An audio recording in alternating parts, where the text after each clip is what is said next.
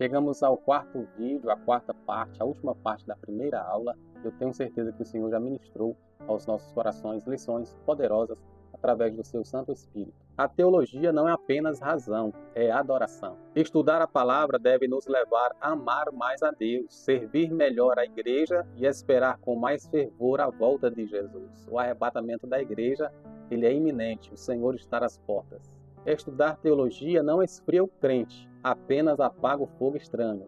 Você ora antes de estudar e estuda com toda a dedicação e devoção necessária? Ore pedindo que o Espírito Santo seja o seu mestre por excelência. Que cada aula do projeto Daniel 9.2 seja um encontro com a presença de Deus. A teologia no ministério escatológico. Nenhum estudo sobre escatologia, que é o estudo das últimas coisas, pode ser feito sem uma base teológica sólida. Por isso tivemos esta preocupação de preparar o teu coração. A escatologia envolve doutrinas como a soberania divina, justiça, juízo, salvação, arrebatamento, milênio, Israel, igreja, eternidade. Cada uma destas doutrinas se conectam com o todo do estudo teológico bíblico. O estudo teológico requer hermenêutica bíblica responsável, leitura histórico-profético das Escrituras, alinhamento com a revelação progressiva da Bíblia e, claro, total dependência do Espírito Santo. Precisamos ainda tratar nesta aula sobre introdução à teologia, preparando o terreno para que possamos adentrar no campo da escatologia bíblica. Já falamos sobre alguns concílios ecumênicos, falamos sobre as 5 solas da Reforma Protestante, dentre outros assuntos. Agora estaremos abordando um assunto de extrema importância e muita relevância: os 5 pontos do calvinismo, conhecido como tulipa, versus os 5 pontos do arminianismo, conhecido também como remonstrantes. Primeiro ponto do calvinismo: depravação total. O ser humano está completamente corrompido pelo pecado. Não tem capacidade de buscar a Deus por si mesmo. Segundo ponto: eleição incondicional. Deus escolheu soberanamente quem será salvo.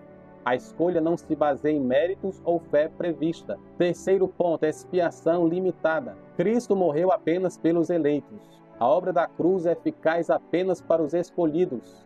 Quarto ponto: graça irresistível. Quando Deus chama alguém para a salvação, esta pessoa não poderá resistir. O chamado eficaz é irresistível para os eleitos. Quinto ponto: perseverança dos santos. Os verdadeiros salvos perseverarão até o fim. Estes eleitos não perderão a salvação. Os 5 pontos de Jacob e Armínio que refutam os 5 pontos de João Calvino. Primeiro ponto do arminianismo: livre-arbítrio com graça preveniente. Deus concede graça a todos para capacitá-los a responder ao Evangelho. O ser humano pode aceitar ou rejeitar esta graça. Segundo ponto: eleição condicional. Deus elege, mas com base na sua presciência. Os escolhidos são aqueles que ele sabe que creriam nele, que receberiam a mensagem do Evangelho, respeitando o livre-arbítrio. Terceiro ponto: expiação ilimitada. Cristo morreu por todos. A salvação é oferecida a todos de igual modo, mas só se aplica àqueles que creem. Marcos capítulo 16, versículo 15 e versículo 16. Uma máxima bíblica: o ide imperativo do Senhor, a qual comissiona a igreja para fazer a obra missionária. Ide por todo mundo, pregai o Evangelho a toda criatura.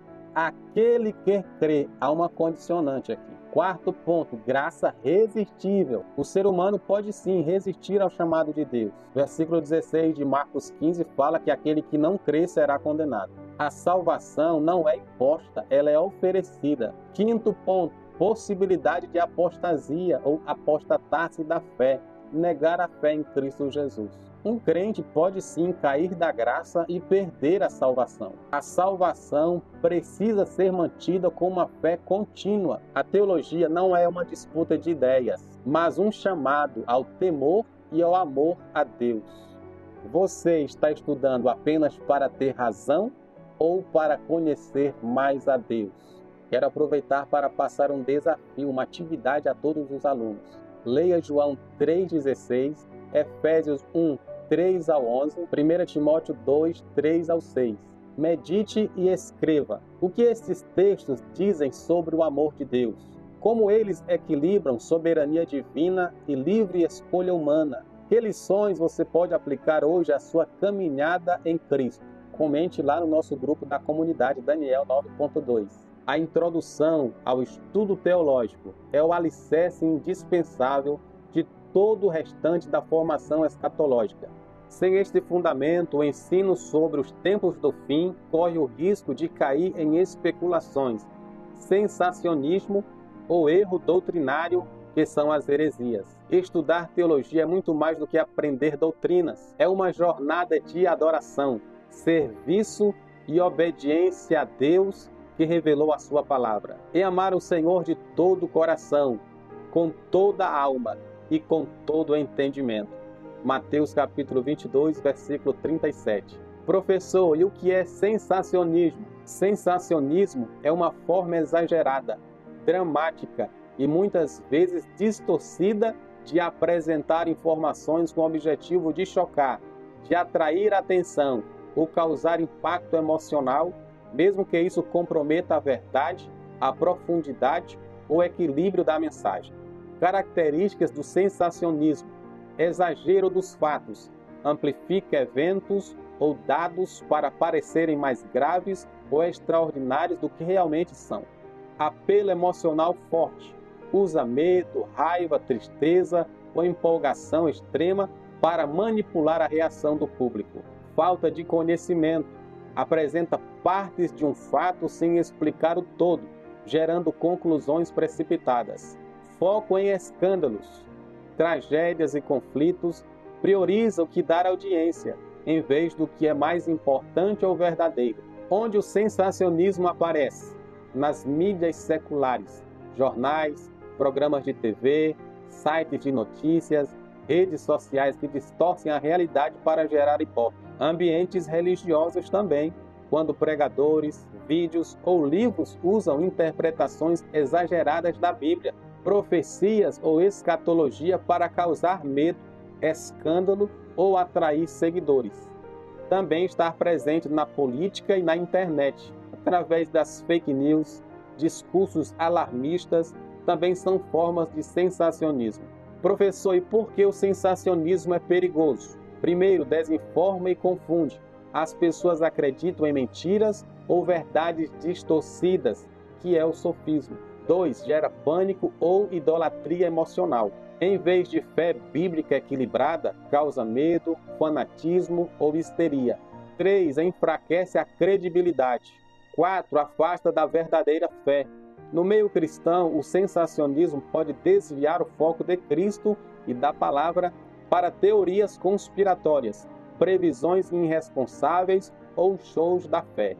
Professor, e qual o caminho bíblico saudável? A Bíblia nos convida a viver com discernimento e equilíbrio espiritual. Efésios capítulo 4, versículo 15. Abra sua Bíblia, leia comigo esse texto da palavra de Deus. Antes, seguindo a verdade em amor, cresçamos em tudo naquele que é a cabeça, Cristo Jesus. Glória a Deus. Na primeira missiva de Paulo aos Tessalonicenses, capítulo 5, versículo 21, o apóstolo aconselha: examinai tudo e retende o que é bom. Sensacionismo é transformar a verdade em espetáculo.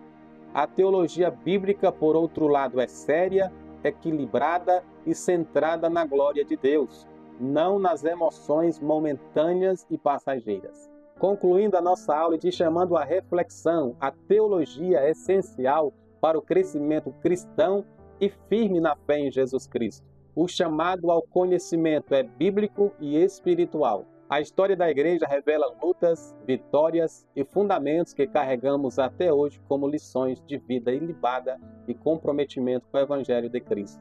Aprendemos também que as 5 solas são um alicerce bíblico da Reforma Protestante. A teologia confronta a cultura e nos posiciona na verdade. João 8,32. Conhecereis a verdade e a verdade vos libertará. João 14,6. Eu sou o caminho, a verdade e a vida, disse Jesus. O estudo bíblico precisa ser feito com reverência e com devoção. Que ensino precioso recebemos durante essas aulas. Que esta revelação fortaleça a sua fé, traga temor do Senhor e te impulsione a viver em santidade nesses últimos dias. Estamos vivendo em dias proféticos, mas a igreja não caminha com medo. ela caminha com esperança. Glória a Deus. Na próxima aula vamos continuar nossa jornada escatológica com mais revelações da palavra do Senhor. Não perca! A nossa oração é de gratidão ao Senhor por sua palavra que é viva, eficaz, digna de toda aceitação, fiel e verdadeira. Oramos também para que o Senhor fortaleça a sua igreja nesses últimos dias e nos prepare para o encontro com o noivo em nome de Jesus. Que Deus abençoe a sua vida, abençoe a sua família. Até a próxima aula, Comunidade Daniel 9.2, Vivendo Escatologia com fé, reverência e fogo do Espírito Santo. Deus te abençoe, a paz do Senhor.